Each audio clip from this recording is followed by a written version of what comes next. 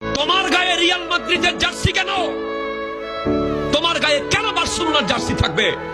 তোমার মাথার চুল কেন ইহুদিদের মতো হবে? তোমার পরনের জিন্সের প্যান্ট কেন ছেঁড়া থাকবে? তুমি কেন 3/4 প্যান্ট পরবে? তোমাকে কি আমার নবী সুন্নাহ দিয়ে যায় নাই? তুমি আমার নবীকে কি জবাব দিবে?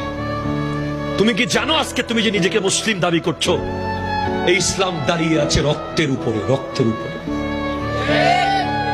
কোটি কোটি লিটার রক্ত ঢেলে তোমাকে মুসলমান বলার সুযোগ করে দেওয়া হয়েছে। তুমি একটু কি ভেবে দেখেছো? হযরত আলী আসগর গলার মধ্যে তীর খেয়ে পানি যখন না খেয়ে চলে গেছে, সেই ইসলাম আজকে তোমার এখানে। হযরত আলী আকবর 70 টুকরা হয়েছে। হযরত আমির হামজা রাদিয়াল্লাহু তাআলা আনহুকে 70 টুকরা করে কলিজা বের করে চাবানো হয়েছে তোমাকে ঈদুল ফিতর দেওয়ার জন্য, তোমাকে ঈদুল আজহা দেওয়ার